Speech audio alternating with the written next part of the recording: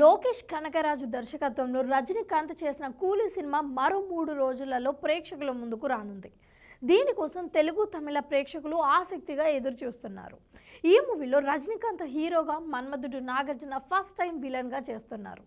Trailer ఇప్పటికే super hit talk అందుకుంది. కూలీలో style, mass ఎలివేషన్స్తో పాటు కంటెంట్ పై కూడా ప్రాధాన్యత ఇచ్చినట్టు తెలుస్తోంది. ఇక ప్రీ రిలీజ్ ఈవెంట్ ఇంటర్వ్యూలో లోకేష్ మాట్లాడుతూ, మీరు ఊహించని సర్ప్రైజ్లు ఈ సినిమాలో ఉంటాయి అని చెప్పాడు. దీనికి తగ్గట్టుగానే ఇప్పుడు కూలీ మూవీకి సంబంధించి ఒక ఆశ్చర్యకరమైన విషయం బయటకు వచ్చింది. ఇందులో రజనీకాంత్కు ఒక ఫ్లాష్ బ్యాక్ ఉంటుంది. అయితే మిగతా అన్ని సినిమాలలో లాగా ఇందులో ఆయనను యంగ్ లుక్లో మేకప్ వేయించి చూపించలేదని, ఆ పాత్రలో తమిళ స్టార్ హీరో శివకార్తికేయన్ను పెట్టారని టాక్ వినిపిస్తుంది. ఫ్లాష్ బ్యాక్లో రజనీకాంత్ మాస్ వేరే లెవెల్లో ఉంటాడని, అందుకే ఆ పాత్రలో శివకార్తికేయన్ను పెట్టారని చెప్తున్నారు. ట్రైలర్లో చివర్లో కనిపిస్తున్నది అతనేనని కూడా అంటున్నారు. మరి దీనిపై మీ ఒపీనియన్ ఏంటో కింద కామెంట్ సెక్షన్లో కామెంట్ చేసి తెలియజేయండి.